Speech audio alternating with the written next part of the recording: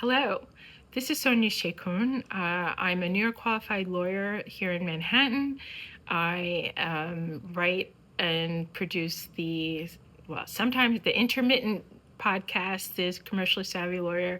I mostly write about the Commercially Savvy Lawyer on LinkedIn and Substack, and it's uh, it's been an interesting journey writing the Commercially Savvy Lawyer, because in the background I've also been trying to use that to build my solo practice here in New York City. So the reason I'm making this video today is because I've decided to pivot my focus from just writing about commercially savvy law topics, i.e. how to write a contract, how to negotiate a contract, the different clauses in a contract, all that academic stuff, which is very important. I'm very good at it. I will still do it. I'm going to be setting up courses on maven.com, so watch the space in Q1 of 2026. So I have to plan that out and get the CLE registrations for that, although it's not just for lawyers, so it will be for business people as well. But I really had a hard look at myself recently in my business, and it's the last 6 months since Trump took office, and I'm not blaming President Trump. It's just the last 6 months have been extraordinarily hard business-wise. Luckily this year I didn't get COVID. I've had COVID a couple of times and it kind of flattened me, and so I've used the excuse of COVID to explain why my business isn't any more developed than it is. So right now, I'm in year 6 of the law offices of Sonia Shekun.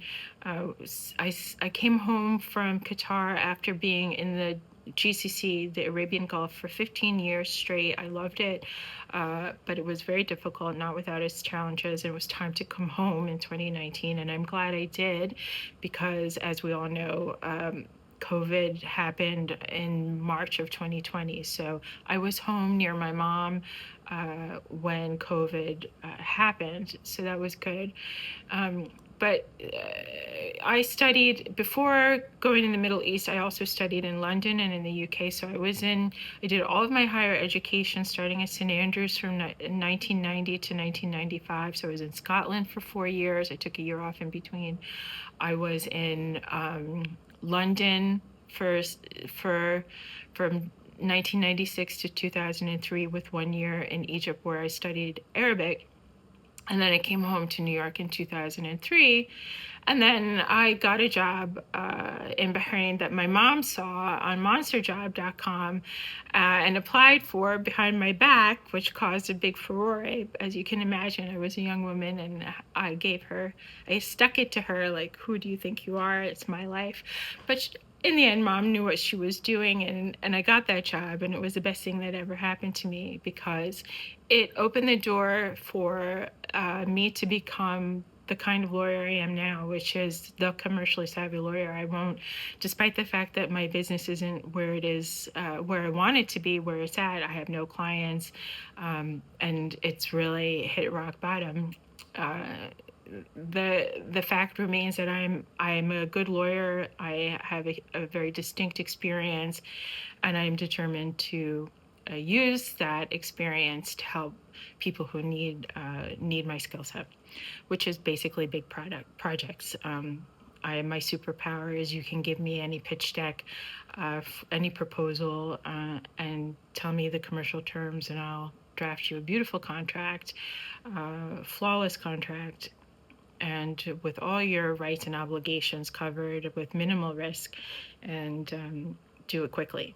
But that is a different kind of commercial savvy to the commercial savvy that is required to build a business. So the crux of the matter is that for the most part of my professional life, I have been an employee, and it's been a real challenge to move from being an employee to having an employee mindset to although I was always a dedicated worker bee, but being an employee, you have a structure.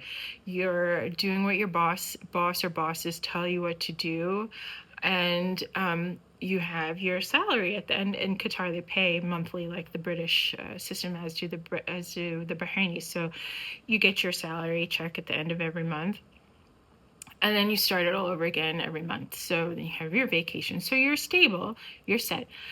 Not so when you're building a law practice and you have no clients. So you have to, how do you cross that Rubicon? How do you get clients? How do you build a business? How do you build relationships? So to be fair, and I'm not giving myself a hard time, because as I said, I put up the shingle in 2019 when I came home from Qatar. I had been away for all of my adult life. So let's just say I was away for 25 years. And to be honest, I kind of put the shingle up as a stopgap to say, like, okay, I'll do this until I get a job. So that is already, I can see in retrospect, the mistake I made, because, if you're going to build something, you have to really commit. And I kind of had one foot in and one foot out. And so I can understand the logic of why, obviously my law practice right now is not is a dud. Let's just say, let's be honest, it's a dud. I have a beautiful website. I am on all kinds of referral websites like Overture and stuff.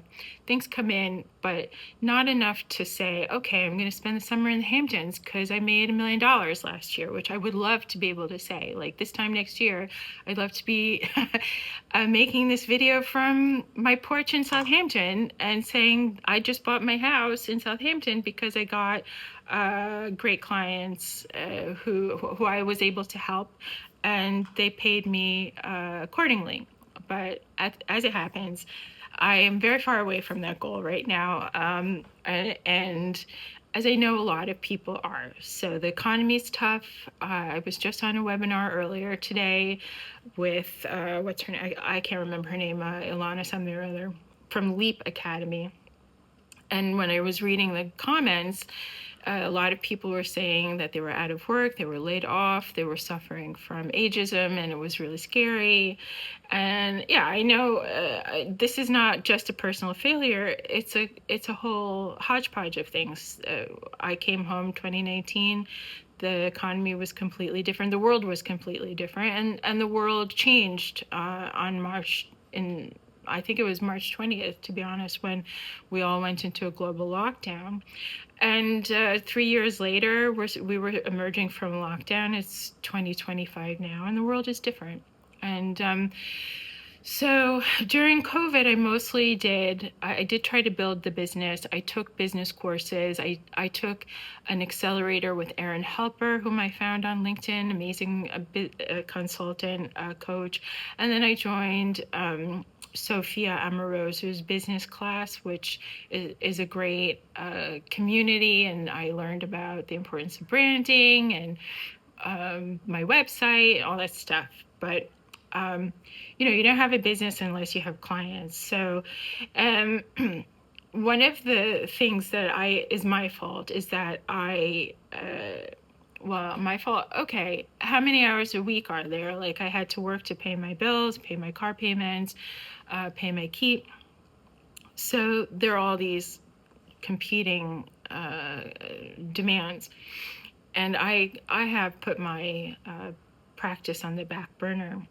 But now, August 2025, I realized that I really do want to see my practice grow and thrive. I have spent so much time learning about the law. I have 2 master's degrees in law. I have a master's in corporate and commercial law from the University of London, from SOAS, where I did my BA in Arabic law and Arabic and law before I went to Bahrain. And then I have a second LLM in corruption law and governance that I did in SOAS which was offered. I don't think they're offering it anymore. I think it was like a 5-year contract, because I don't see it anymore on the website. It was the University of Sussex and the Rule of Law and Anti-Corruption Center, because it turns out I have a nose for corruption. education. I have worked as a compliance lawyer. And so all of that to say is that the last 6 years have been freaking hard. Not just for me, they've been freaking hard for, I know, everybody. And building a business is not easy. I think also one of the issues is not, and I don't like to use my gender as an excuse, but people don't like to pay for services. This is one of the challenges I face. So going forward, what I propose to do is to be super honest about where I'm at in my business, and to try to apply the turnaround, because I really, I do need to turn this around. Like, I need to turn this around now, like yesterday. The turnaround of philosophies and systems and approaches of the gurus that have written books, have been there and done that, and I'm going to take that from a macro and apply it on the micro scale to my law offices of Sonia Chikun. So it's going to be an experiment. I'm not going to be like crazy about it, but I'm going to see, like, was it Thomas Edison, I beg your pardon, Thomas Edison, who tried to make a light bulb 10,000 times, and every time he failed, it was another thing that didn't work. So I'm going to Thomas Edison it, okay? So probably into like 200 things that haven't worked, cold calling, cold emailing, casting my fishing rod into the wrong body of water, because I'm probably more suited to bigger firms handling bigger projects. But it hasn't been easy. I'm smart. I can do this. I know that this is probably a challenge that a lot of solos are working through. And so I'm not just going to take you on my journey as I refocus on the law offices of Sonia Chikun. I hope to present to you the theories of the books I'm reading, and hopefully invite some turnaround gurus and startup masters to talk to me and you about it. So we'll see how it goes.